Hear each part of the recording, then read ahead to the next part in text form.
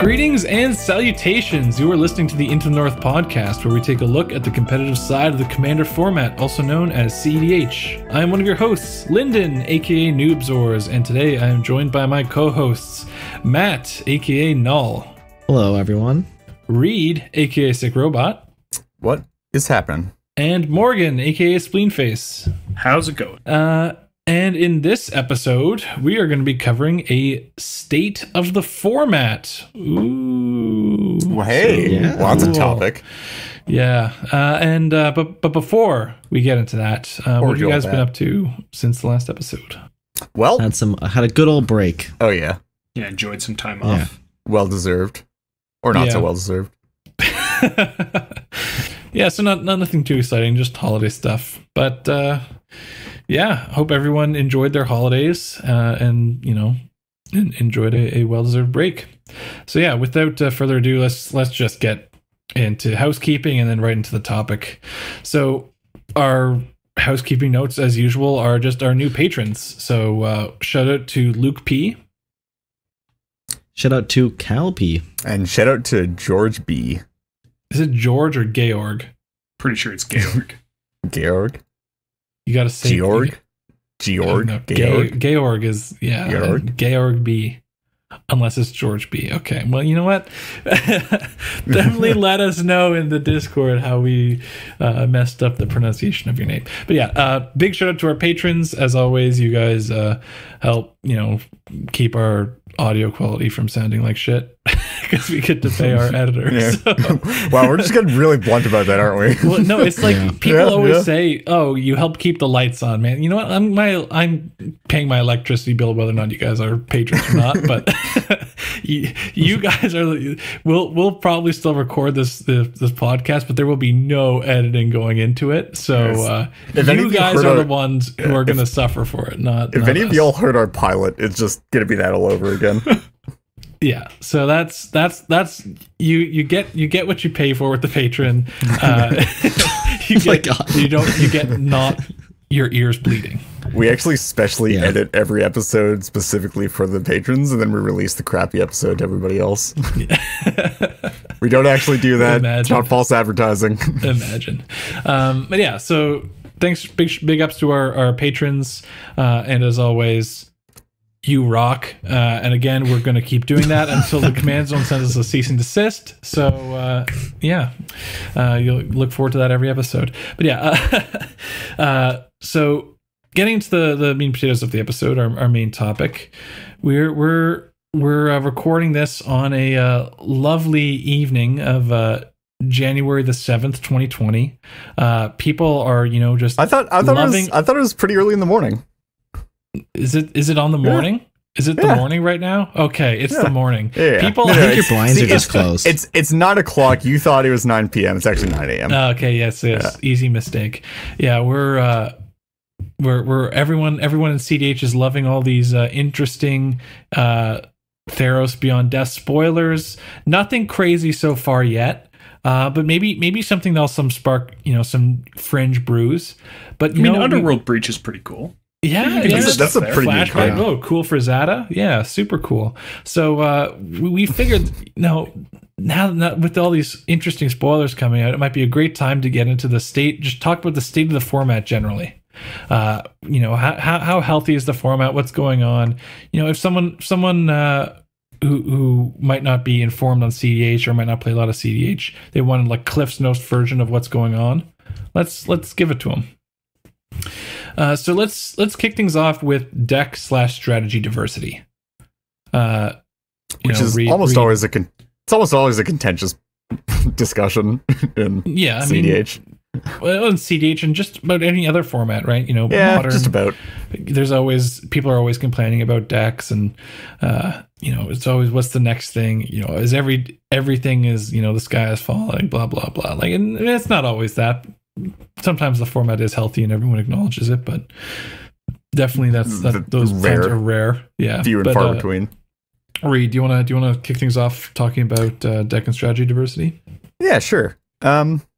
So basically, where we're at right now in deck and strategy diversity is there's actually a fair amount of deck diversity. I think we would all agree on that. And so just yeah, just how do you define deck diversity? So that's commanders that we see?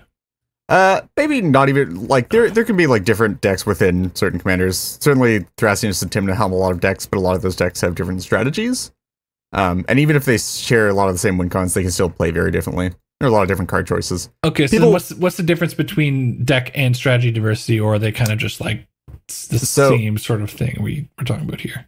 So I'd say strategy diversity is probably a lot more centric on actual win conditions and in general what decks are looking to do. Sort of and like how you're trying to do it, yeah. How you're trying to do it. What hate pieces you generally get hit by is a good indicator as well. All that good stuff. So there's a fair amount of deck diversity. There is less strategy diversity. There's still a fair amount of strategy diversity, interestingly enough. But it's I think you can fairly easily categorize the strategies for most decks, for most of the like really like cream of the crop decks, into two main camps, I believe. And those camps are sort of the Hulk decks and the Consult decks. Yeah, speaking in very general terms.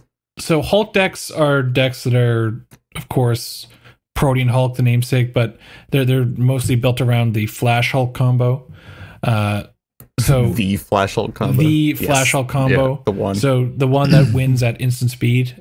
For a long time, there was I don't know how long exactly. No. Initially, when Protean Hulk was first unbanned, they don't all win at instant speed. Breakfast, most of the versions, yeah. Breakfast exists, but it also wins at instant speed. Yes, now it does. Yeah. So, but I'm trying to say, back when Protean Hulk was first unbanned, the Flash Hulk decks, you could call it, the Flash was mainly there to cheat mana cost on the Hulk ETB to assemble the cards that win. A really good thing to be doing. Which is certainly you're definitely relying on that aspect of it. But nowadays the Flash Hulk decks are taking advantage of the fact that Flash is an instant and are designed to be able to win at instant speed. But yeah, so talking about deck diversity and strategy diversity between Flash and Consult, we can talk about the differences between these two specific strategies in a minute. But let's talk about within these kind of categories. There is also diversity among the Flash Hulk decks and the Consult decks as well. Yeah. And it's an overlapping diversity, right? Like there's these kind of secondary complementary strategies that like exist in both Hulk and in Consult. Yeah. So we talked about or Reed mentioned briefly, obviously Breakfast Hulk, the predominant Hulk deck. I would say the first year and a half of its life. Yeah. Well, no. I'm saying or nowadays, just in general, that Shuffle Hulk is the predominant. Oh, sure. Flash Hulk strategy. With Breakfast Hulk still exists, and there's a bunch of different kind of sub variants. Sacred Hulk is one that's picking up some steam. The big three really are like Breakfast, Shuffle, and Sacred. Yeah, and in the Hulk set, the set of Hulk decks.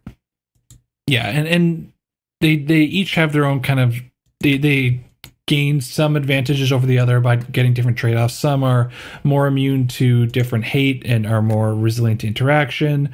Some are more kind of slot efficient, but come with deck building considerations. There's trade-offs between these strategies, so there's reasons to kind of lean one way or the other. But at the end of the day, it is kind of just a plan of cast Flash with a Hulk in hand, win the game. They all look about the same when there's a Flash on the stack. It's sort of the other stuff going on that's the difference. Yeah. Well, and I think one thing that's important to discuss when talking about these decks, which we can get into later, is not cast Flash and win the game. It's also represent Flash. Yes, which is so we can talk about some of the issues with Flash in a minute. But before that, I want to just kind of do the same sort of thing, give the same sort of treatment to Consult. Yeah. So what kind of Consult decks do we have floating around? Consult's sort of interesting because rather than Flash, where Flash is sort of like a deck defining win con, just because usually it's fairly slot intensive, right? You're playing Flash plus Hulk initially. And then you're also playing like usually like at least 3 other creatures, like usually even more than that. You're playing a lot of card slots that are sort of dead cards, but you sort of have to play them to make the combo work. So it sort of necessitates building your entire deck around it. Consult's sort of on the other end of the spectrum, where Demonic Consultation and Tainted Pact are fairly good cards on their own, and they only really need... And Consult is, of course, the Tainted Pact / Demonic Consultation, the cards that exile your library is comboed with the Labman or Lab Jace, aka Jace Wielder of Mysteries effect. Yeah. And because you only really need those 4 cards, you only need Tainted Pact, Consultation, Labman, and Jace to actually have your full win condition package. You tend to not have to build your deck around it, so you can afford to play other combos if you want to, which a lot of decks choose to. Yeah, it's a fairly tight package, and some of these cards aren't completely dead on their own. I mean, namely the Tainted Pact is probably the best card of the bunch, which sometimes can just function as an instant speed demonic tutor.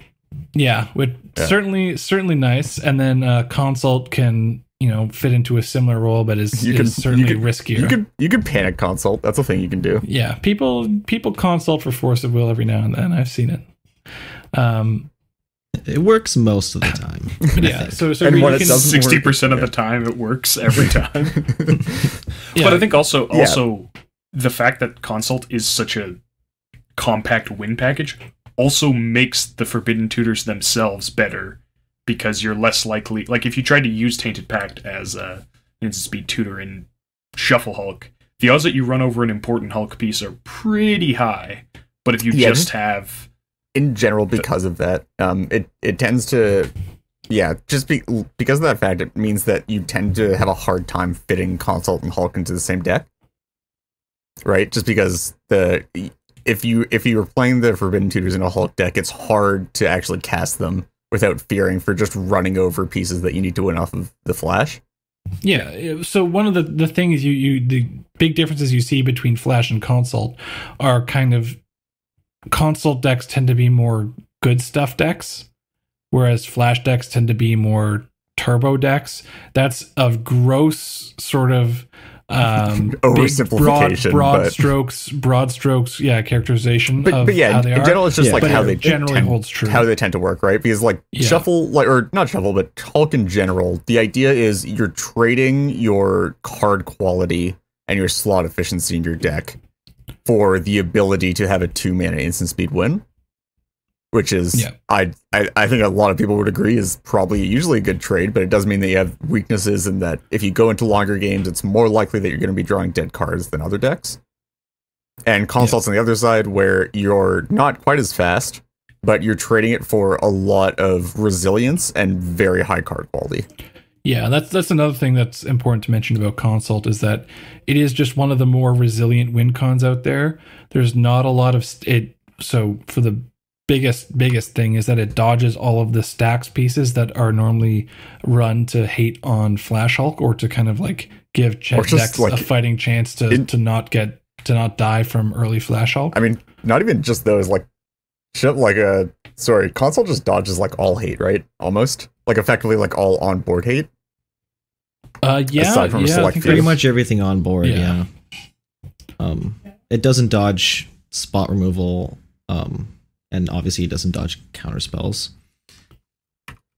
But not much does, honestly. No. Everything has to go on the stack at some point. But yeah, so Reed was kind of we got cut off track a bit, but he was saying he was listing some of the how Consult is pretty bare bones, and you can splash it in all kinds of different shells. So just to actually list off a bunch of different things, we've got CST, which is Consult Scepter Thrasios. We've got Zerdex are running Consult. Consult Kess is now become the most popular Kess, which is the build. Consult only, which is of note because that's not very common. Because typically it's easy to fit another WinCon in, but Kess apparently found it good enough to just play the one and be done with it. Consult sees play. So these are some decks where Consult is like the primary WinCon. So, and then you've got Food Chain, where you're running the Forbidden Tutors which is, Consult and Tainted Pact, so that they can find your food chain and they'll incidentally exile your Cast from Exile creatures for the combo there. But they also pull double duty by acting as a plus B combo with Labman or Lab Jace, whichever you're using to close the game out there. So yeah, strong synergy there. There's another one to mention too is Opus Thief. Opus Thief, kind of being Tim in the middle of decks, yeah. There's lots of decks that just run this really efficient combo because, like we've said, it's really easy to slot in, and they're also both of note. You don't get punished for it. Yeah, they're also both completely commander agnostic or commander independent. Neither, for the most part, neither of these strategies necessarily care what's in the command zone as long as it has the colors. Yeah, they both have pretty compelling base color requirements. Card draw from your commander is sort of like a nice bonus that you can sometimes use to win over top of someone interacting with your consult, but there's certainly no issues running consult in a deck where the commander doesn't specifically let you draw cards to win with Laboratory Maniac or Jace.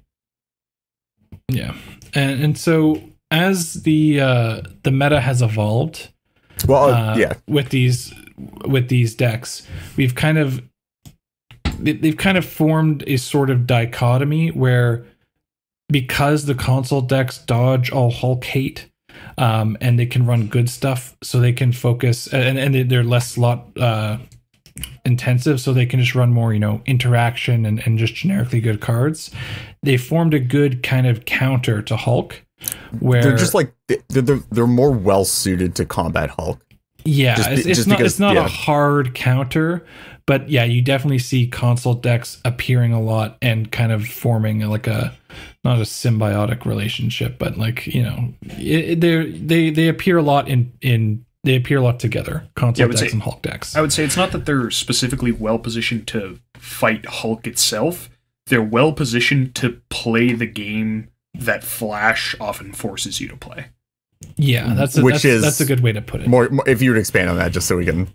Yeah, so this is where the fact that Flash is an instant and doesn't require any sort of onboard presence is something that really sets Flash apart from pretty much every other win condition in the format. Even Ad Nauseam is an instant, but it frequently can't win the game until you actually untap. So the fact that Flash decks can win pretty much at any time, holding up mana that really looks like they might just be holding a counterspell or a tutor or like a brainstorm and they just had an extra mana, means that essentially you always have to be respecting the possibility that you can just die to Flash. So it really forces people to want to hold up interaction at all times, which means you want to play a very interactive deck, so you actually have the interaction to cast with the mana you have to hold up, and also one that has a lot of value engines that you don't have to spend a lot of mana on your turn on. And that's where Consult comes in. You have so much room for interaction because your win conditions are just so compact. And then you can, in last ditch effort, your combo pieces or two of your combo pieces can be used can help to you find that one last piece of interaction you need and also, to not lose. It's of note, you are like, as a console deck, you are usually more than happy if the game stays in a state of everybody holding up mana and passing turn. So if the Hulk player is holding up a Flash and other people have to hold up mana, or multiple people holding up Flash mana or whatever, you're more than okay with that because you have higher card quality than the Hulk player. So you're on average going to be drawing more live to your outs to the situation rather than them, right? Yeah, but this kind of situation is also heavily dependent on getting past those early phases where the Hulk player might have an easy way to assemble Flash and Hulk and some, cheap protection. Yeah. Which is why I wouldn't call Consult a counter to Hulk, right? Yeah. Because you still have to like survive, but it's well positioned in some specific scenarios that tend to come up against Hulk. Or with a Hulk player in the pod. Interestingly, we mentioned Sacred Hulk before, and because people might think why not fuse these two very powerful strategies? And we covered a bit why you can't really do that with the XL tutors, the forbidden tutors, interfering with your Hulk pieces and that kind of non-synergy, and also the fact that you're kind of just more you're better suited to be more focused on all-in Hulk. There is a deck that kind of navigates the middle ground between the two and is like a pseudo fusion between these archetypes, and that's Sacred Hulk. So Sacred Hulk, the name coming from one of the key cards, Sacred Guide, which is a creature for a single white mana and has the ability for 1 generic and 1 white. You can sacrifice it to exile cards from the top of your library until you hit a white card, and then put that card into your hand. But of course, if your deck doesn't have any white cards, you can just exile your whole library.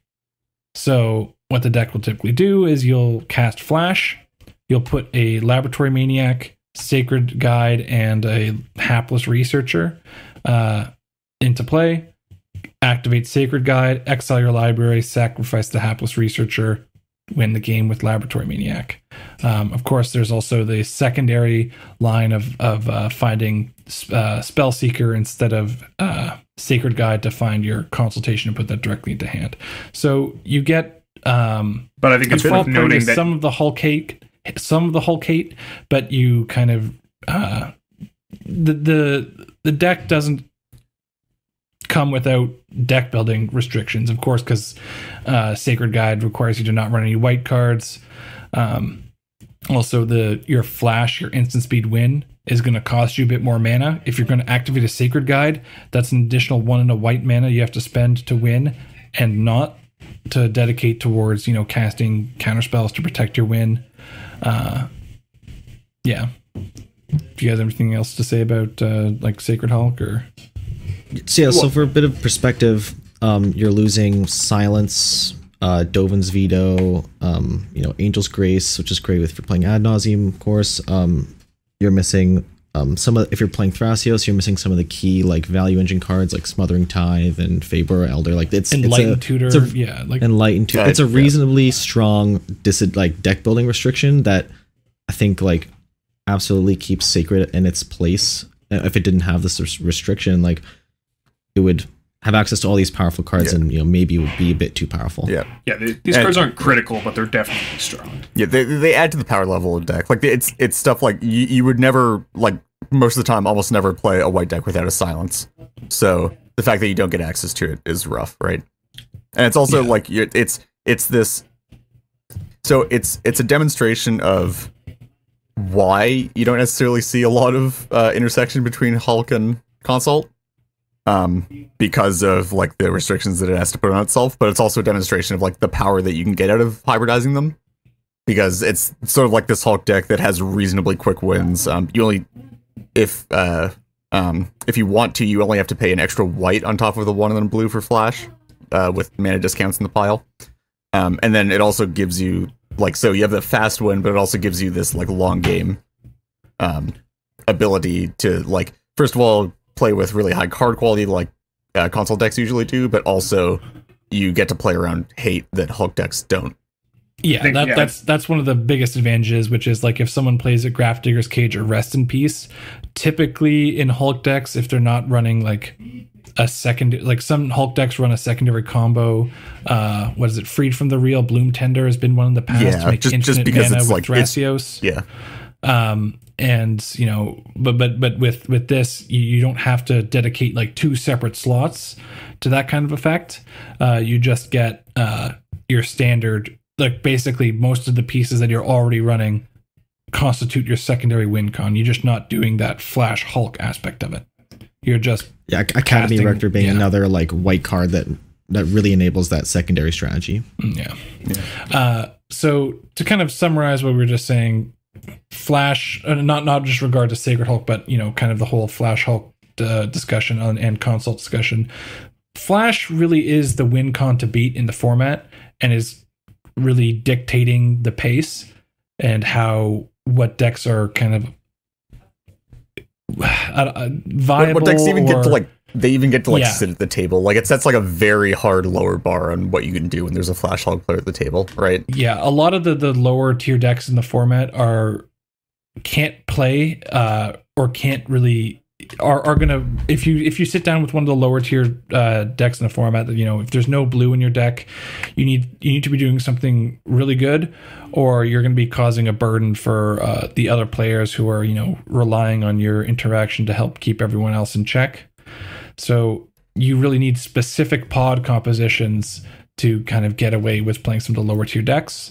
But yeah, so Flash really the win con to beat, and then Consult sort of playing second fiddle to Flash for the reasons we discussed. I do want to highlight that there are still multiple unique viable archetypes that are being played in the format, right? So we touched briefly on Food Chain, which, you know, it incorporates Consult elements, but it is kind of doing something a bit different in doing the Food Chain win con. There's Divergent decks, which are, you know, more niche. There's Najeela is definitely a thing. Najeela's a good one. Gitrog still sees play. Urza, and these decks aren't as strong as Hulk. You know, without Flash in the meta particularly, and if Hulk gets slowed down, you're not forced to kind of respect that instant speed win. A lot of these other decks kind of move to parity with Consult roughly, because, you know, their cheapest win with Labman still requires them to draw a card, and it's at sorcery speed. And then Jace obviously has, you know, the 4 casting cost and triple blue. So being more mana intensive and being at sorcery speed kind of makes everything else more even. But as long as Flash is around, these decks like Gitrog and Godo and a few others are really not going to be in their best the best position. And I think one of the other important things to look at when we look at sort of the less viable strategies is specifically a lot of the strategies that are incidentally hit by Hulk hate, so your Rest in Pieces, Cursed Totems, and Grafdigger's Cages. There's a lot of interesting stuff there, but it's very hard to justify running a deck that can't play Flash Hulk or the cards that punish Flash Hulk, because at a certain point, you're vulnerable to the Hulk hate, and it's really awkward in a lot of games to remove it a lot of the time. Like if there's a Grafdigger's Cage and you're playing, I don't know, I'll use Yisan as an example. Yisan has other issues, but you're playing Yisan, there's a Grafdigger's Cage in play. Are you really going to destroy it when there's a Flash Hulk player at the table? Probably not, and you can't put it in your own deck. So, like that, strategies that fold to that, or ones even that just want to leverage the green to play creature tutors like Chord, Finale, and Green Suns, are in a very awkward spot with Flash Hulk being so prevalent, hate for Flash Hulk being so prevalent, and not wanting it to not be in play. Yeah. Sometimes that type of restriction actually makes you vulnerable to Consult, as it being kind of like an inevitable late game strategy. Like if you spend your time deck building and make your deck not vulnerable to Rest in Peace, Grafdigger's Cage, Cursed Totem, some subset of that, you could wind up just losing to Consult. Yeah, so speaking of stacks pieces like Rest in Peace, Graf Cage, Cursed Totem, due to the kind of prevalence of Hulk and Consult being two very popular decks that don't have overlapping stacks, there's some stacks pieces that have become, nigh unplayable. Not just because they don't hit both and they only hit one, which can be, very detrimental if you're only hitting one, but cards like Rule of Law and Trinisphere, these are some stacks pieces that used to be quite popular before, Flash Hulk was really like a solid instant speed win con and was more just relegated to the sorcery speed breakfast. The main reason being that you're kind of limiting ability of people to interact. like especially with the tax effects, things like Flash just being a one in a blue to cast. It's not, you pay one more mana under the Trinisphere, but you put a steep price on other people trying to develop their board and hold up interaction at the same time. Yeah, because they have to be holding at least 3 mana to interact with you at all. Yeah, so it really becomes a choice between, am I going to do something to advance my own game plan, or am I just going to always try to respect this potential Flash that might not even be there? Yeah, like you play a Trinisphere, and like people are stuck at like 5 lands because they're just like not, I don't know, like you get up to 5 lands and you just stop looking for lands that hard, right? You get up to 5 lands and you're like, well, now I've untapped. There's a Hulk player holding up 3 mana. If I do anything, I don't have the mana to interact with this anymore. So, like, either I'm now not doing anything with my turn and just having to pass because there's a Trinisphere in play, or I'm trying to develop and just hope they don't have it. Yeah. And that's for, like, everybody at the table. And Rule of Law has a very similar thing where, particularly if not all of the decks at the table are likely to have instant speed interaction, the decks that do have it, they cast something and then they can't interact, so it becomes a very awkward situation where essentially you can just be flashed at any time if you ever try and cast a spell when somebody else isn't holding up interaction, which is hard to judge. Yeah, or if somebody else has has already cast a spell. Yeah, like if someone, one like player a great casts something example of scary, Rule of one Law. player counters it, and then it's like, oh, well, neither of those 2 players can interact. Yeah, exactly. Yeah, I was going to say like an ad nause, and then someone goes, "Oh, is that threat worth using my counterspell and potentially going shields down against the Flash player?" Ad nause, yeah, probably goes to kind of the ad nause, Flash on top. Rule of Law, notably, like and Trinisphere as well. These would be great stacks pieces against Consult. I mean, Against that style of Trinisphere deck. is I guess like the style of deck, great. yeah. Yeah, calling it great against Consult is maybe a bit iffy because Labman and Jace are paying the tax on those. You're paying a bit of tax on Consult, which makes it harder for them to protect. But Rule of Law definitely puts a damper into those combos because typically people don't want to run out their Labman or Jace and then pass the turn. You don't know that. Come on. Yeah. Dude, Jace is a great value engine. He screws top deck tutors, draws a card every turn.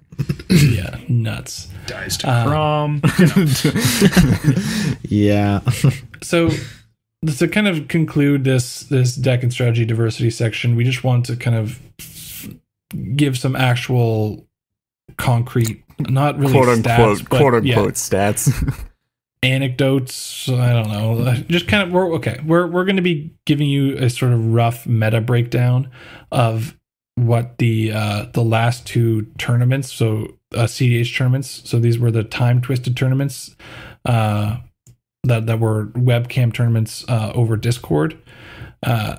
So these had fairly decent showings, lots of competitive decks, and I guess these were the most recent of note tournaments in the CDH community.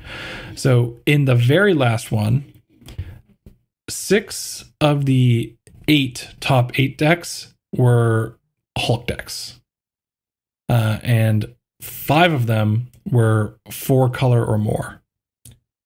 And I think one of them other relevant common, distinct Thrasios, Tymna, Hulk archetypes. So there is, like we were saying, there is some diversity between the Flash Hulk archetypes. So these weren't all on the same strategy, but like we said earlier, when the Flash is on the stack, there isn't too much difference at the end of the day. And I think another really crucial thing to point out about this tournament is that there were 10 out of 40 entrants on Flash Hulk decks, which means that which is 25%, Yeah. and the 75% conversion in the top 8, which means that bringing Flash Hulk made you 3 times more likely than the average player to make top 8. Yeah, and so then we're also going to mention briefly the previous Time Twisted tournament, because this might paint an overly bleak picture of the format. I mean, Hulk is very strong, and no one's going to deny that. But other decks are still able to eke out wins every now and then. Of note, I like that specifically. That tournament was fairly light on the Hulk K that was required to actually combat Hulk. Yeah, which was in part because it had a shorter time limit than a lot of other ones. But yeah, there were not as many Rest in Pieces or Graft Digger's Cages in that tournament as I think are probably required at this point. But that is just it does show that if there's not dedicated hate in people's decks, this is sort of just what happens, right? Yeah, and then so the time twisted tournament before this, the finals consisted, or the top 8, consisted of 2 Food Chain decks, 2 Hulk decks, 2 Consult decks, an Urza deck, and a Kiki Pod deck. So Kiki Jiki Birthing Pod combos. So if you kind of want to do the opposite here, you can kind of be well, the 2 Food Chain decks are kind of like Consult decks, so you can lump those with the other 2 Consult decks. So then you get 4 out of 8 of the top 8 decks are Consult, and then 2 of those are Hulk, and you've only got other 2 unique kind of decks going on. But yeah, those are the 2 most recent tournaments, and I don't think many people in the community were surprised to see those. And looking at eights. a slightly smaller or different sample size, I believe it's now the last 4 tournaments in a row have had at least 2 Flash Hulk decks in the final 4 pods, and there's lots of variance involved in that, but that's a pretty extreme result.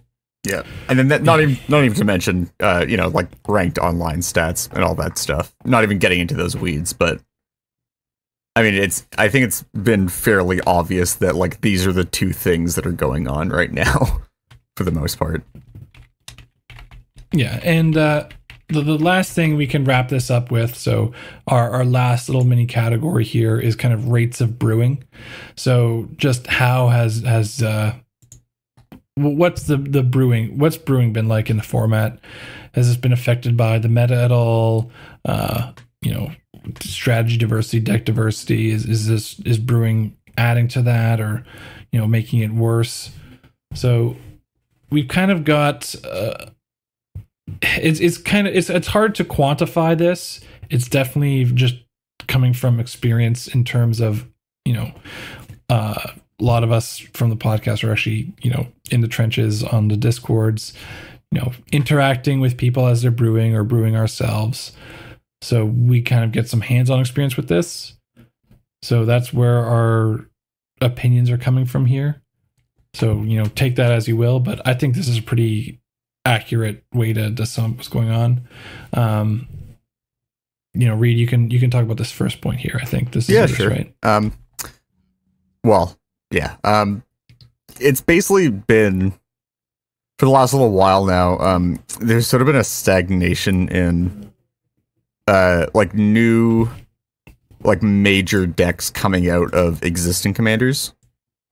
So obviously when new commanders get printed, people brew with them and try to make them work. And obviously we've gotten stuff like Korvold recently, which while not one of the best decks in the format, is definitely a new decent deck that you can play. But there really hasn't been much coming out of existing cards. That being said, the release of Dockside Extortionist definitely helped out. It opened up a lot of space to work with. Definitely made it easier for some commanders to win. Made some strategies more viable. Yeah. The one thing with Dockside Extortionist is it's kind of just a more efficient. I guess it gives you access to non-blue. The standard infinite mana win con was Isochron Scepter Dramatic Reversal, and it kind of gave you the option to do that in if you want to do Dockside Extortionist Cloudstone Curio things or Dockside Extortionist Temur Sabertooth things, you can. Most of the good commanders with infinite mana outlets are blue anyway, so arguably you can just talk about which is the better, what has individually better cards. There's all kinds of considerations. Well, but I think a couple benefits that you're glossing over a little bit are that creature tutors find both halves of your combo. Yeah, that as well. Which is particularly relevant when you're not in black. but kind of the point I think that I can make here is that it's the same. You can have basically the same shell. Obviously, there's some deck building considerations for Isochron Scepter Dramatic Reversal, where you need a higher density of rocks or mana dorks, but generally you can kind of interchange these two win cons, keep your commanders the same and your deck like mostly the same, and you're gonna function, more or less the same. And then the other point that I kind of have written down here is that because Hulk and console decks are individually like very strong and easily splashable in that they're non-commander dependent win cons, they're frequently the subjects of new brews. Like, so Kenrith is a good example where, generic 5-color commander gets printed. You can just take the consult shell and, take the 99 from, a Thrasios Tymna deck and add in some good red cards and slap that together. Yeah. Okay. Okay. Yeah. And then with Hulk, kind of same deal there, where you get access to some cool red cards, but the core 99 doesn't really say the same. So you're taking the same shell and slapping a new commander on it, and that's not. I'm not saying all brewing has been that, or I'm not trying to be super reductive on that like that, but there's certainly a fair amount of brewing that is done with this kind of recipe. Yeah, and I think like I'm just gonna state kind of directly a point that I think was a bit was common between all these points, which is like the brewing is happening with what kind of new strategy can you pair with either Consult or Hulk? Yeah, like does this beyond the regular strategies? Yeah, sorry, yeah, or the known strategies. Yeah, it's just like what you take it. So I just wanted to tack on sort of just like, okay, like this new card's out, cool. Now can I make Hulk or Consult better with this card? Or like can I make one of these strategies better? Does this commander beat Thrasios Tymna? No. Do I want to be a hipster? Yes. Okay. Okay, I feel personally attacked. What happens if I have Hulk, but then I build my deck to win through combat damage because the game takes 3 hours to complete? that kind of brewing. Yeah. No, I'm definitely personally attacked. Now, what if I intentionally handicap my deck so that my Hulk line requires me to have my commander on the board to win? All right. So I think that about wraps it up for the state of the format, kind of thing. We covered about Hulk and Consult and wait, Lyndon. Yeah. New spoiler just dropped. Check it out. I put it on the show notes. Whoa! What's this? Thassa's it's a Merfolk Wizard. Okay, that 1/3. For 2 blue mana, Thassa's Oracle. When Thassa's Oracle enters the battlefield, look at the top X cards of your library, where X is your devotion to blue. Put up to one of them on top of your library. Okay, card selection, I guess. The rest on the bottom of your library in random order. If X is greater than or equal to the number of cards in your library, you win the game. Huh. That's familiar text. Well then. Winning the game with no cards in your library count. Have we seen this before like a lab somewhere? man, isn't it? Yeah, I'd say this sort of looks like like a Jace Wielder of Mysteries, except it doesn't cost 3 blue and a 1. Hold on, but Jace Wielder of Mysteries costs 1 triple blue and is also an activated ability on like a loyalty ability of a Planeswalker. I mean, and also has to be in play when the ability resolves for you to win. Yeah. Okay, so what you're telling me is this is like I cast this. It's an ETB. So like I can just put that on the stack and then respond with that on the stack and cast a Demonic Consultation or a Tainted Pact, exile my library, and then win the game even if they remove Thassa's Oracle? I think that is correct, considering that it says if X is greater than or equal to the number of cards in your library, you win the game. Whoa, that's crazy. Wait, guys, hold on. Could this go in a Hulk pile? Yeah, I think this could work in Hulk too. No, guys, it can't go in a Hulk pile. No way. If you have a shuffler in it, then you're never gonna have to. So I'm just wait a second. It says greater than or equal to, right? Yep. So if I cast Flash, put Hulk into play, Hulk trigger, I get Thassa's Oracle into play. And then I get, something that could mill my library, like let's say Cephalid Illusionist and Nomad's Encore, the classic breakfast combo.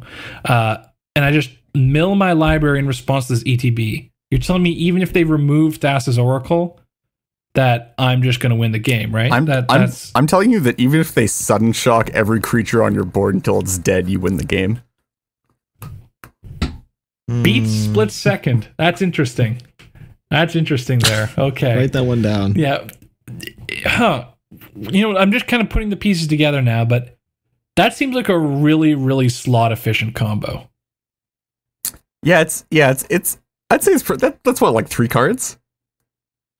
Well, and oh my god, and like you can also just do the standard, like instead of doing, like, if you think of Nomad's Encore and Cephalid Illusionist as like the sacred guide, you can still do like the Spell Seeker demonic consultation thing too, right? Oh, that's true. Yeah, like it's just wow, that's and interesting. What's really cool about that one? What is that? You know how like when it hits the battlefield, it just like triggers. Yeah, and you know how like triggered abilities like aren't activated abilities, right? Like I think I have the ruling correct on that, right? Yeah. Like triggered abilities aren't activated abilities. Oh, so I think I see where you're going here. And a Spell Seeker is also not an activated ability, right? It's also a triggered ability. So Curse Totem doesn't even touch this combo. This is also true. Interesting. Really interesting. Yeah, and so this combo is also just really cheap. It's oh my god, it's almost like a cheaper Laboratory Maniac with a cantrip stapled to it. Right? Like when you're thinking about it in terms of just you win the game by casting this for blue, and Demonic Consultation. Just win the game. So you get like some really solid overlap between Flash Hulk and Consultation. Huh. It's like you only need like 8 cards in your deck to just have both of the best win condition. Okay, we can just scrap this entire first half of the episode. Like, what? We were talking about these differences between Flash Hulk and Consultation, but like, why would you ever run either of those when you could just run both and get the best of both worlds? In fact, this card just makes both decks better than the sum of their parts. So, well, no, they're less than the sum of their parts, because there's some of their parts is an unholy abomination of Hulk and Consult. Oh god. It's double viewing, right? Dropping the facade. First of all, totally called it. If any of you listened to our last episode. Yeah, and so it isn't actually the morning right now. It is actually the evening. It is not the morning or evening my of January prediction 7th. from our end of year episode, last episode, was that within the next year, which is this year, 2020, Wizards would screw up terribly and print some horribly broken Hulk piece, say akin to a 2-mana Blood Artist stapled to a sack outlet. It is currently the 9th of January 2020. This was spoiled on the 7th. You don't get extra points if it happens quickly, dude. It happened within a week of the new year. What? Statement of fact. And they printed a last 0 points awarded. Cantrip stapled to it. Reed was holding a monkey's paw as he said that prediction. And his horrible wish came true. In of course the most ironically twisted worst. Also, I think one thing that's important to say is when he made that prediction of a sack outlet stapled to a Blood Artist for 2 mana, I said there's no way they'd ever, like, they know how insane that would be. This is 1,000 times better than that. So much better. Well, so much better than that card that I said there's no way they'd ever print it. That would be insane. Well, to be fair, I doubt they would actually ever print that for like constructed standard, like other format reasons. Yeah. Yes. But yes, this card is fine in other formats probably, but for ours, it's oh boy. Well, it's fine in other formats because they don't have like Flash and Hulk legal or Demonic Consultation legal. No, dude. Okay, you ready for this? You play Legacy Tainted Pact. And you have 2 Tainted Packs, and then you just go get Oracle. Let's go, dude! It's the alt win con we've always wanted. Yeah, let's we can kind of get out of this sort of free form discussion we got going on, and let's kind of get to the hard facts. So first of all, let's just like lay down the facts of like what it does, because like it might have get lost in like us meaning a bit there. Right. Yeah. So basically, this is a 2-mana Laboratory Maniac stapled to a cantrip that is immune to removal. I got all of that. That's all of it, right? Yeah. That's about it. Okay. So it's 2 CMC Laboratory Maniac stapled to a cantrip doesn't lose to removal. So first of all, as a base case, if you want to slot this into an existing console deck, your win now, instead of either 2 blue-black plus a draw to win the game for a Lab Maniac, or 1 blue-blue-blue-black to win the game off of Jace plus Consult, you can now win the game off of blue-blue-black in 2 cards. Yeah. That's which pretty good. is fairly incredible. That rate is already insane, right? Like it's very rare to find like a 3-mana win the game. It's not only is it like very mana efficient and early that it can present wins, it's that these, even if it's not, you're not pulling off the insane early win, it just like Flash, it allows, I mean, ignoring the fact that this also fits great into Flash Hulk, just like Flash, it's a very cheap win. That means you can just, fill your deck with loads of cheap protection and interaction. So the less mana you have to spend on your win con, the earlier you can do it, and the more easily you can protect it. Yeah. And then on the other half of this, on the non-consult side, because that's really good for consult, like consult just wants a 3rd lab man effect, and this is it. On the other half of the table, Hulk just sort of goes nuts with this. So earlier in the episode, we talked about how there being a bunch of different varieties of Hulk decks, and they'll have weaknesses is the thing.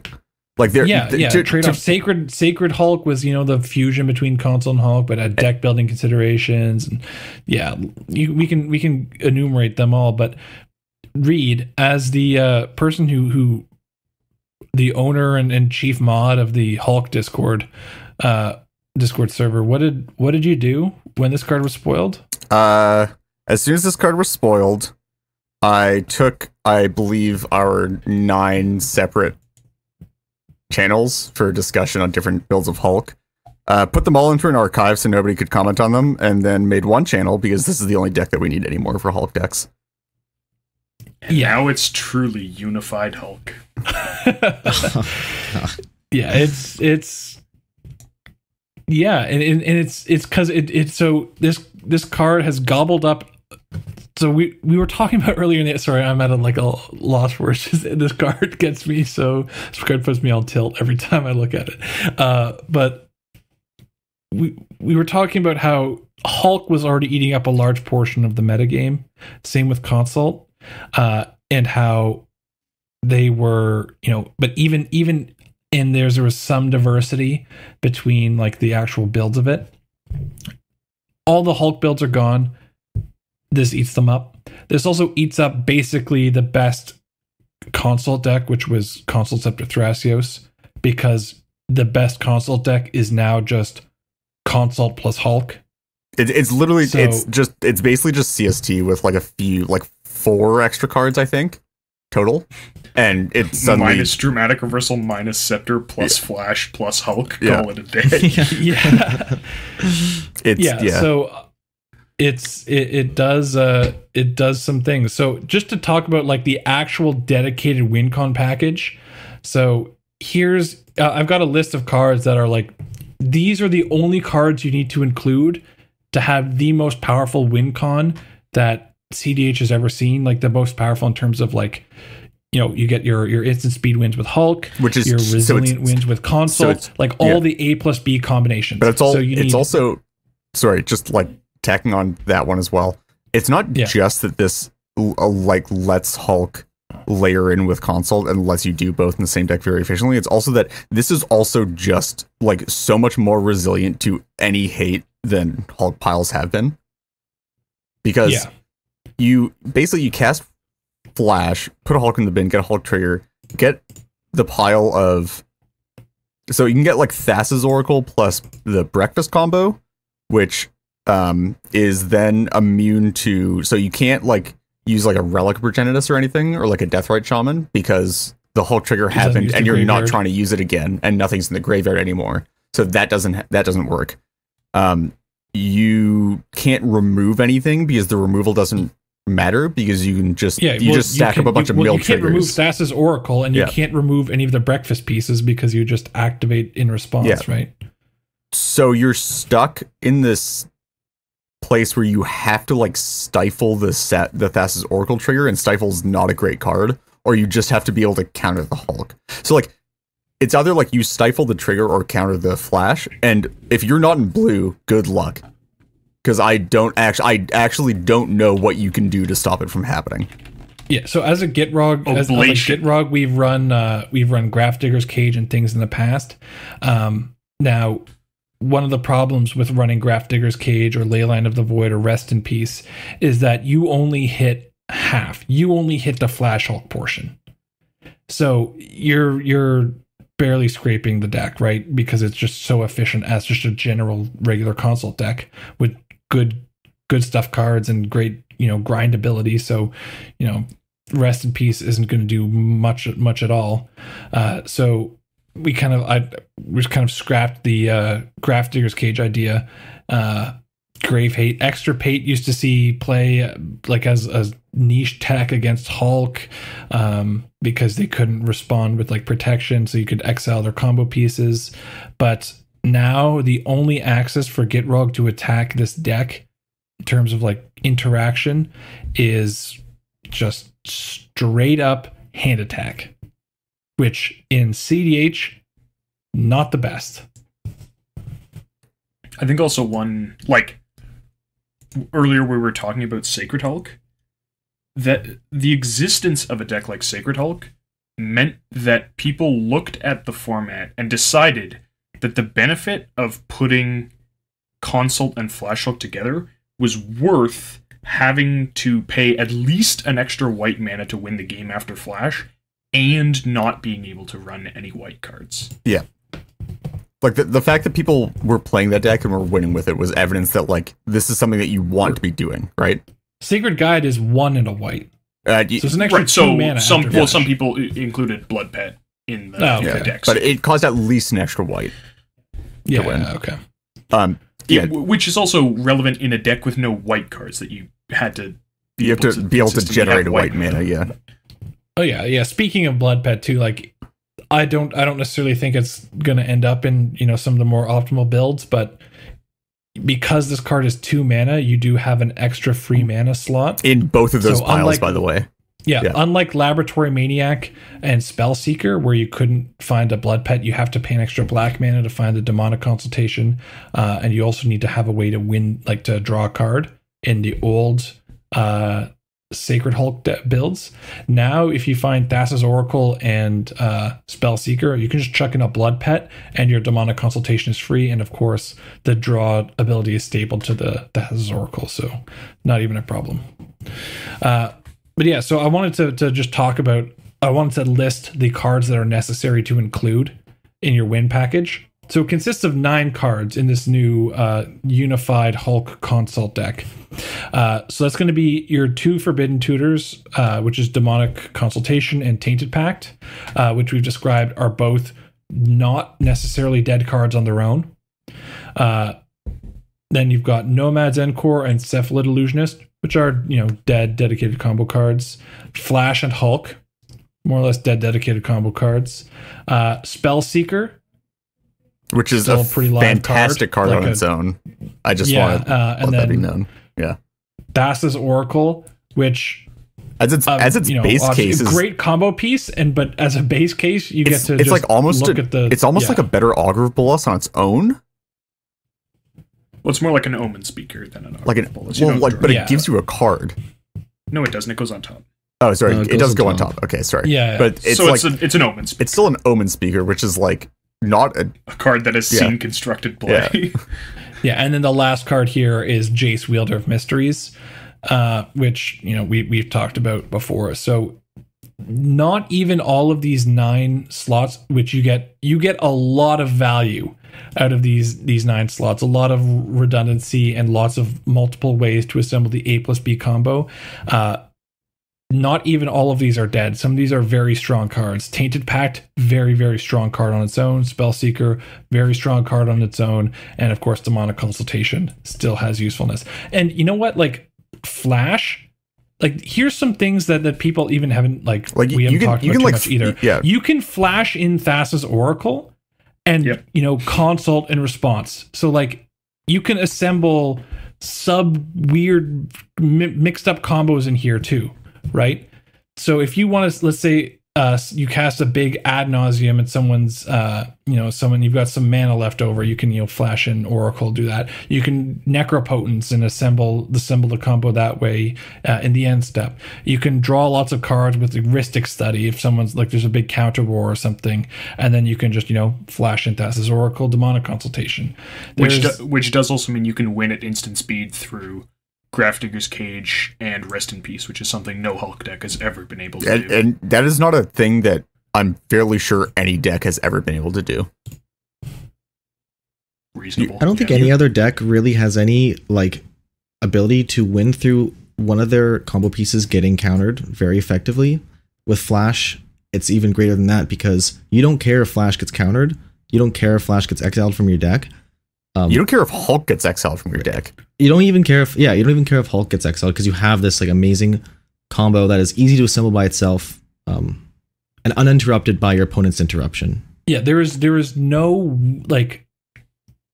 good you can cast Extract, take a piece from this deck, and it's still gonna it's barely hindered. Yeah, if you extract Protean Hulk, Thassa's Oracle is probably the best one to extract. Because then you're reliant on Jace console. And even then, if they just choose to play the 3rd Labman, like actual factual Labman, extracting the Thassa's Oracle means they still have piles to do get Spellseeker plus Labman, and then if they have a draw, they still win off of that, right? Yeah. It totally depends on how decks evolve to combat this strategy, right? I don't think we're gonna see extract, but this deck could so easily make a couple, exactly like Reed said, just swap the Jace for the Laboratory Maniac. Very subtle changes, minor changes. It doesn't have to do a complete overhaul to very easily adapt to, counter adapt to how the other decks are adapting. Yeah, what else is there to say about this card? I think we pretty much covered why it's an issue, right? I also wanted to touch on this specifically. I'm not sure if we actually fully spelled it out. But the issue with Thassa's Oracle getting printed is that the only strategies that it's good for are Hulk and Consult, right? Yeah. It doesn't really present value to almost any other strategy, I don't think. It basically buffs the 2 strongest decks, arguably the strongest decks in the format. And so it puts them solid amount and combines them into one monster. So it makes a pure Ad Nauseam console deck a bit. So just at its base, it pushes the 2 already existing best strategies in the format further above everything else and widens that gap. But then also creates a deck that's a combination of both that is even further above that. Yeah. So as it just feels like a Dragon Ball Z episode, It's just this isn't even my final form. Come on, you gotta stop powering up and coming up with new fucking move names at some point. Just come on, come on, man.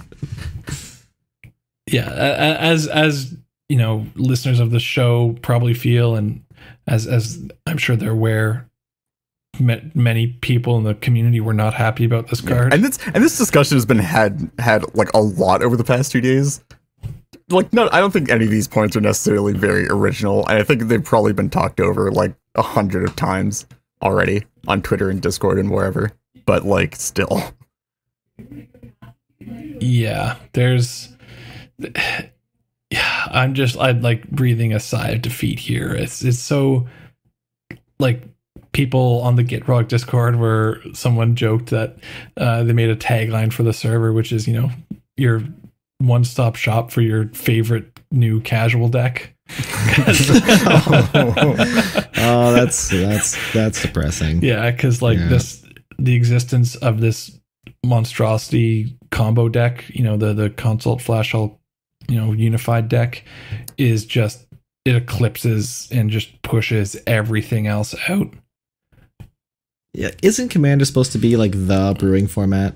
Even in the competitive landscape, like, and you know what? Even under Tymna Winter and like the Flash Hulk Menace, we've still managed to like eke out some deck diversity. And dude, even then, just like brewing Tymna Thrasios jank is sort of fun.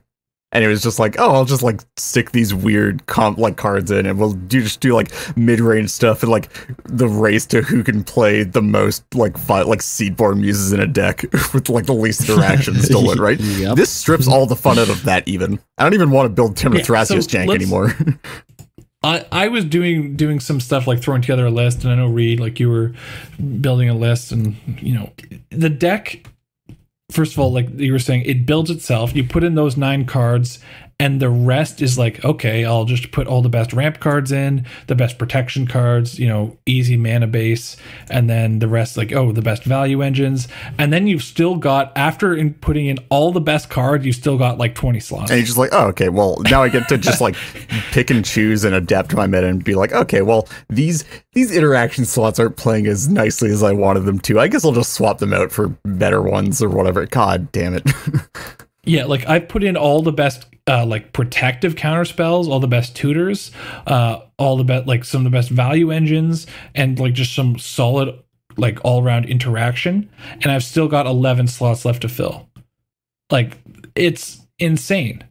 Absolutely, I think this format is like, it's often kind of made fun of for the fact that every deck is running Sol Ring and Mana Crypt, but now it's kind of like, what 20 cards are you running that differentiates you from everyone else's like 80 cards?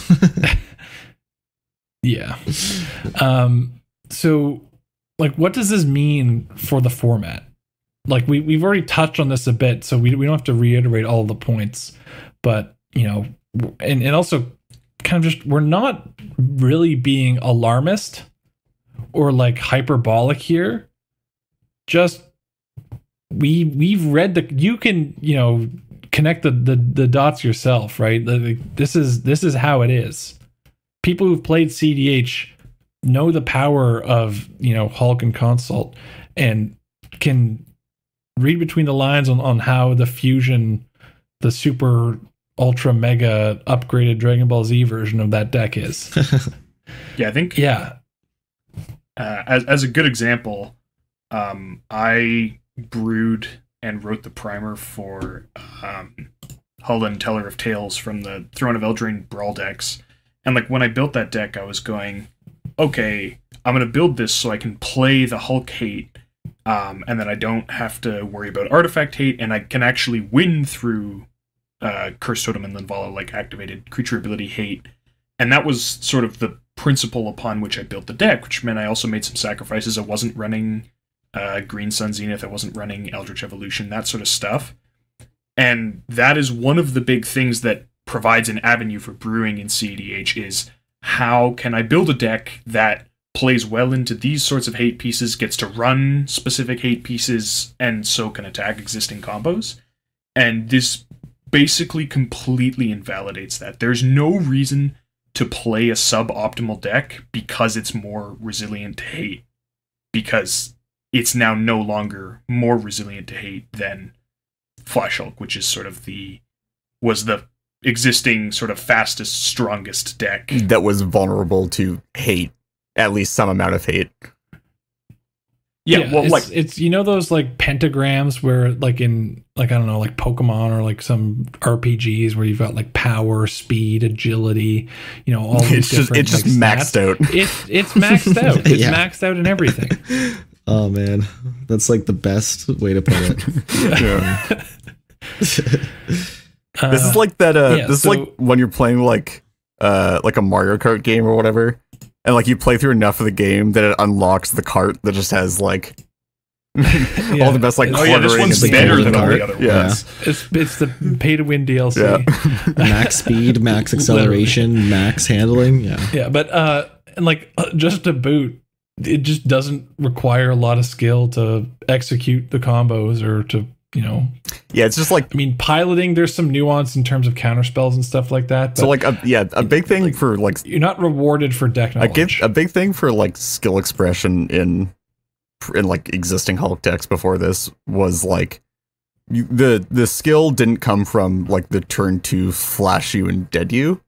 It came from like, oh, something went wrong. Okay, how do I fix this while still winning the game, right? Like, I drew a piece that I need to be in my deck to get out with Hulk. How do I deal with that? Or just like all like fringe situations that come up that you have to like pile through and like, okay, well, I have creatures in my deck that do this, but like, can I solve the issue that it's currently at hand with stuff that I can get out of my deck? Like, can I win off this Hulk trigger? This doesn't really, there's none of that skills required here. And it's not even like it, or it is absolutely that, but it is that and more. Like, before the printing of this card, there were multiple Hulk variants that each had their own weaknesses. So there was a lot of skill in choosing, you know, the deck to pick for the metagame that you're going to play in. Now it's like there's just one deck because there isn't a metagame that you have to worry about anymore. There's like not an axis along which any other Hulk deck has any advantage over this one. Yeah. It's not like you're such an absurd statement to make. I almost can't even believe I'm saying it. Yeah, it's not like you're literally nothing. God, you're not trading anything away to play this Hulk pile. Or to play like just this combination of cards. You're just like, oh, I got to cut the 5 dead cards from my deck that I never wanted to play.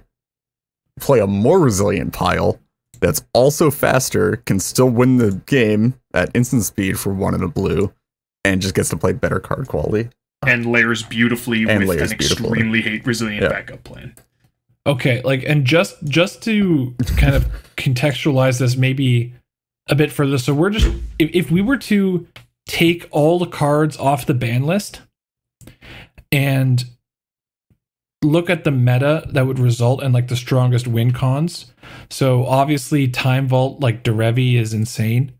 But I think that, like, I think Thassa's Oracle makes it into the Tymna Thrasios Time Vault deck, which is nuts. Yeah, which is it's insane to say. Like, I'm playing my Tymna Thrasios Time Vault deck with Time Walk, all the power 9 except for like Time Twister because I don't really need it anymore. Playing all the Mox and Black Lotus. I'm playing like all the fast mana I can. I'm just like killing you as fast as possible. I think that deck is still on Thassa's Oracle plus the Forbidden Tutors. Like, I think there's really 3 decks to look at in terms of a no ban list format. That's Derevi Time Vault, that's Thrasios Tymna Time Vault plus Flash Consult, and there's the Leovold same version of the Thrasios like Tymna that is also got like wheels and stuff. Yeah. Like those are the 3 decks. And I think Leovold and Thrasios both play Oracle. Yeah. Yeah, absolutely, yeah. Like, Derevi can even run Flash Hulk with the Breakfast Pile and Thassa's Oracle. Probably shouldn't. But like, yeah. It can. It can. Like, why not? Like, that's, I guess, like, the lack of black and tutors, but like, that's where we're at. It's as if Time Vault was unbanned. Okay, all right. We're trying to be realistic. Trying to be not alarmist here, but not alarmist. Oh man, it feels that way, man. It feels that way. Okay, it's not Time Vault. It's definitely not Time Vault. It's definitively not Time Vault. We're saying that it would probably be in like the last like 20 slots of the Time Vault deck, but. Okay, well, I mean, just think about it in terms of the mana costs for the Time Vault combo in the non-Derevi deck. If you exclude Derevi, Time Vault requires Time Vault plus Vault Key or, Manifold Key or whatever the other one is. Wait, guys, I'm not following like the time skips here. Like, is this, what year is this right now? Are we in 2030? We're in 20XX. Yeah, but the mana kind of lines up, right? Okay, you know what? We can move on from this. It's not Time Vault. Let's just move on. There's comparisons to be made, but They're both So- magic cards. Can this card or can this Like deck situation that we currently archetype situation, be resolved without external intervention? So we've definitely also covered aspects of this. No, not really. Yeah, so there's been a lot of discussion on what cards have are the problem. effectively it's what cards effectively attack this strategy. Like, what is it that you would tech in to fight against this? And basically the answer is you have to play all the Hulk hate you're already playing, plus on top of that you'd need to add in like stifles or certain other like niche effects that can either counter the triggered ability or certain things that let you put cards back in decks, Which don't even guarantee to do it all the time. which don't even guarantee do it, because if they get like the cephalid breakfast pile, then you do still just die to, like, they can just mill themselves again. And so you have to be prepared to die to flash at any time. And if you successfully land a hate piece that stops you from Immediately dying to yeah. Flash Hulk, you can still die at instant speed to Flash Oracle and Consult Through Tainted Pact. And you can also die at sorcery speed to a 2-card A+B 3 mana combo from the same deck. This is one deck. So, So like, without you'd have to be putting not much. 10 cards into every other deck just to fight one deck. the real only way you can fight this deck is with counterspells, and if you're not playing this exact deck, good luck trying to win the game and fit in all the necessary counterspells into your deck. Like, because this deck can run everything, everything. It can run the same counterspells you are. Yeah. You are, and ones that you Yeah. aren't. And then when you're running all these hate pieces that it's not, and in those places it's playing things that are going to get it ahead when you're trying to cast the hate pieces. So you're casting whatever, like you're casting like a Torpor Orb to try to slow it down, and it's like, great, I'm spending that mana on a Bloom Tender and I have 4 mana next turn, and you played a Torpor Orb. How do you feel after that? Yeah, it's just not very realistic to try to counter it without just playing it itself. It's almost like the Leovold problem, where Leovold is its own best counter. But that's a topic for another episode on why Leovold should stay banned. So what we're trying to say is Leovold is like Time Vault. Basically, yeah, like it's. I think the real answer here to can this be resolved without external intervention is no, like in the competitive mindset, because like I truly think that like probably the best answer to the deck is probably itself, which is not where you want to be in a format like ever. Yeah, Yeah, so, and even if the best answer to the go ahead. deck isn't itself, we're in a position where it's impossible to gain more against this deck than you lose against the rest of the meta by teching against it. Yeah. So then the answer is to just not tech against it and try and race it or be greedier or something like that, which is also a very unhealthy And also because like situation. you can try to race it, but there are also like options for the deck to do like Hermit Druid stuff, which is like far and away. what race is this deck? But dude, the problem is like What Thassa's race is Oracle it? The Consult closest would be is Food as Chain. fast as Hermit Druid. The closest thing to racing this would be Food Chain. Yeah. That isn't. And I think it's like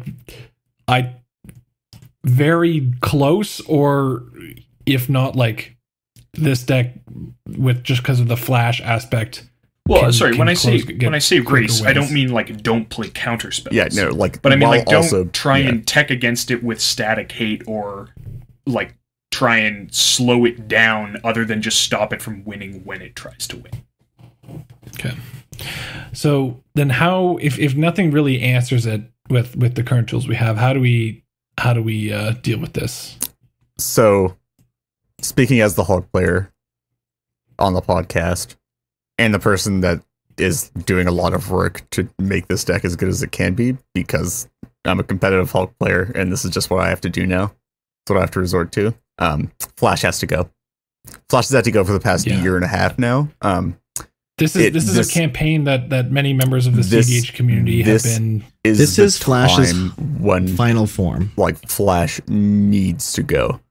We were talking about like Flash, like should eat a ban, like last year, right? Like Flash should eat a ban. It's like just it's too good. It's out of line with what the rest of the format's doing. It's a 2-mana win that's already better than anything else in the format, right? Yeah. So one thing I want to talk about in terms of this is like on Twitter, you know, people talk about, they talk about CDH bans all the time. Like, I'd love to see Flash banned. And then they also throw in Consult because obviously, you know, it's a very predominant deck and people get tired of seeing the same thing over and over again. Flash and Consult operate on completely, they're not quite comparable. It's very wrong to put them, to speak of them as the same tier. Like ban both of these, yeah. So like as a competitive player, if we had like unfettered control over the ban list, like sure, you know, people might ban partners or like, you know, might ban Tymna and Thrasios. I think Consult would maybe be Consult targeted bans are like fine tuning bans that like if there was like real attention and like a truly like independent ban committee or like banlist committee for CDH, like those would probably be like fine tuning bans that would probably eventually get made. But like the one thing that Consult is, like most other combos in CDH, a sorcery speed combo. It's an A+B sorcery speed combo. Flash is a A+B instant speed combo and one of the cheapest combos, and is also in the format. Resilient to removal, all removal now, which no other combo really is, and is also just God. Yeah, it's the fact that it's an instant. It's not only that it puts it a step above everything else, which obviously it does, but it's that because it's an instant, it creates an unhealthy style of play where we've talked this point to death, but it's because you always have to respect it, that it's like having a one-sided Thalia in play. It's not even that. It's like it's like a one-sided double Thalia. Like the Hulk player just always has two Thalias on God board. Pharaoh statue. Yeah. It's like having a God Pharaoh statue in play. Yeah, the Hulk player just always has God Pharaoh statue in play. Yeah, because all they have to do is be playing that specific deck and just hold up the mana to threaten it like that, and then everyone has to respect it, and it creates these awful kind of scenarios, unhealthy types of gameplay. But yeah, so Flash has to go. People can argue, you know, like I think if I'm getting greedy, I ask for like a something to hit Consult, but honestly, I think if Flash is gone, you can give the format time to settle and then reevaluate. And I think the other thing that's worth pointing out about asking or trying to get another ban after Flash is that, so before Oracle was printed, I wouldn't necessarily have assumed that Consult would be definitively the best deck in the format after a Flash ban. With the printing of Oracle, I do now think it would be. However, the key difference is that currently we have sort of Flash Hulk is the best deck in the format, and Consult is an anti-meta deck. It's designed to attack that. But Flash actively suppresses the things that are best against Consult. Things like the Rule of Law or Trinisphere effects, just like mana denial a lot of the time. Blood Moon as well as one that we didn't answer. Like if you can't run more than one of each basic, then Blood Moon's pretty good against you. But if you play Blood Moon, it's very easy to die to Flash Hulk. They need one blue to cast their Flash, which is not hard through a Blood Moon, and then you've shut off a bunch of interaction from other players by attacking their mana. And I don't think that Consult would operate the same way, where if Consult was the best deck, people start playing their Blood Moons or Rule of Law, Trinisphere type effects. The decks that take advantage of those effects being in play maybe something like a Yisan or a Najila, aren't just sort of actively rendered invalid by the existence of Consult. So you get much more of a balanced. You get closer meta. to a true like rock paper scissors Yeah. thing, as opposed to right now where I don't know. I don't even know what it is. Rock, paper, scissors, atomic bomb. Well, it's not. Yeah. Atomic bomb, atomic bomb, atomic bomb. Yeah. Yeah. So like I think that even though Consult would be it is just slower and harder to get off, particularly like on turn 2 or 3, where like it's not just that it costs 1 more mana, it's also that it's blue, blue, black instead of 1 and a blue. So if you play like a Llanowar Elves on turn 1, You can't get there. you on can't turn do two. it on turn Yeah. 2. And if you have to tutor or you want to hold up interaction, that becomes a lot harder, particularly in the turn 2 and turn 3 win scenario. So it's more than just costing 1 mana more, I guess is the way I would put it. And I think that a meta where everyone has to attack Consult, or like everyone has to expect Consult, is 1,000 times healthier than one where everyone has to expect Flash. The meta can adapt to one strong deck. It struggles to adapt to 2 strong competing. I guess deck is maybe not one strong strategy. It struggles to adapt to 2 strong strategies that themselves have no overlapping hate.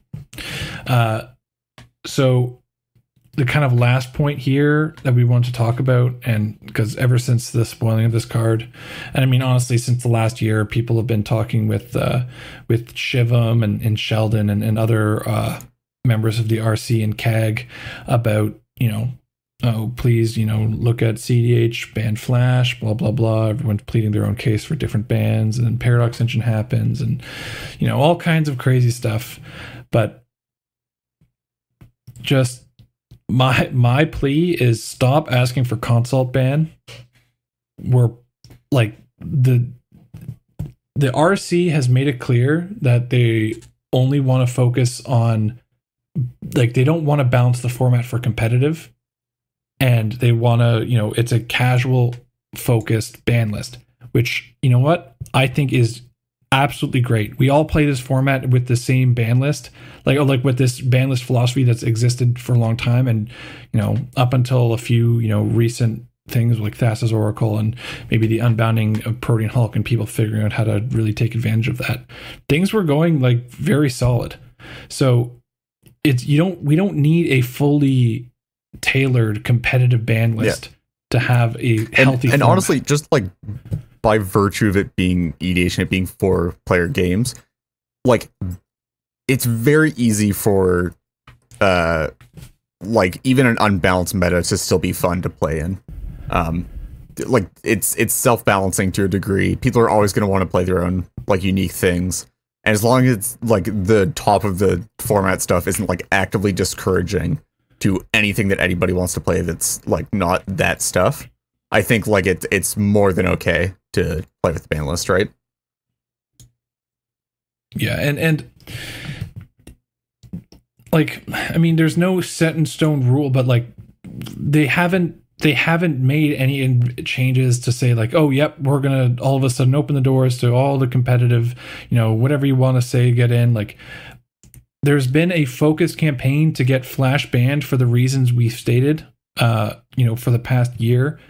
And I think a unified message from the competitive players is the best front, because really things without Flash can be handled. So let's not get, ahead of ourselves. And I'm not saying like, if Flash gets banned, then you start petitioning for Consult. Like, Flash needs to get banned for the reasons we've discussed. And then honestly, we can probably, even if Consult's so annoying, or Thrasios and Tymna are so annoying, like, yeah, we can make do, and it's like we can get into a great place. So let's not get ahead of ourselves and start asking for a bunch of bans, and just one ban. Yeah, Flash. Like, stick to that message. And this is Make one it of those count, and maybe the RC will will consider it. Like one of the biggest things that we've said with Flash is that it's a great ban because it does not impact casual. And that's one of the things that I think is really important for CDH players to understand, is that, like, I personally wouldn't want a CDH ban if it meant like hurting the casual players. Like I don't like, people play Thrasios, people play Tymna in all kinds of casual decks in fair ways. So like, as much as I get annoyed seeing the same, partners over and over and over again, I wouldn't want and I wouldn't advocate for a Thrasios or Tymna ban. Let's focus only on things that don't impact the casual players and that could improve our format and make our format more healthy in as minimal effect on the ban list as possible. And this is one of the places where we are kind of lucky in that as a 4-player format, things that are slightly too strong are actually, like, as opposed to a 1v1 format, things that are slightly too strong are a little bit self-regulating, because there's the whole aspect of threat assessment and focusing more on one deck over another in certain scenarios. So that's like something like Consult being a little bit stronger. It's like, okay, you sit down at a table and everyone's sort of on their guard about it, as opposed to, like, the reason this doesn't really work with Flash is because it also scales really well with the multiplayer nature of the format, where you can win at any time, and that means you're never safe. You can be interacting with somebody else on their turn before your turn. You're going to untap next, and then you just get flashed over top. So, like, ideally, you might say that you might want Demonic Consultation banned because the deck would overperform, but it would overperform in such a way that it's much easier to correct against. And so we should definitely, like, we are sharing a format with lots of players who are the lifeblood of the format. And they have every bit as much the right to try and have fun with as minimal restriction as possible.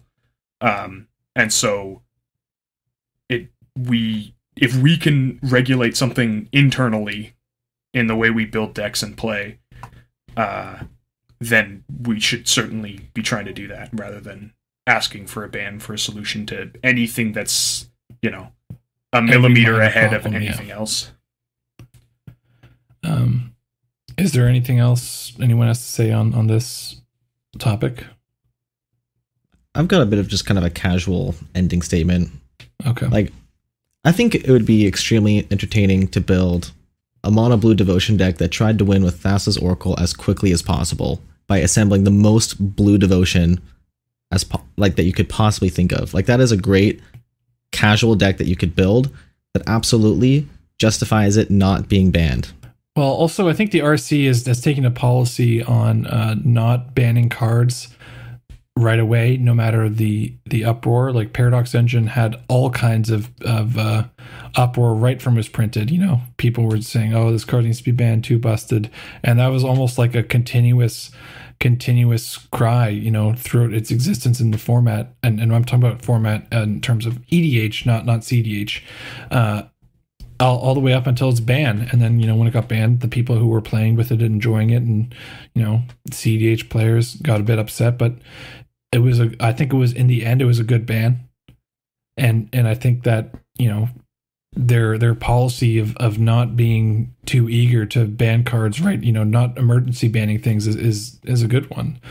So I don't think Thassa's Oracle is going to be even up for discussion really in terms of bans for a while, but yeah, certainly, yeah, this new age of decks can certainly be pinpointed to a moment, which was the printing of this card, and you could say the same for the unbinding of Flash, and in some respect, like other cards that work in the printing of the new Jace, right?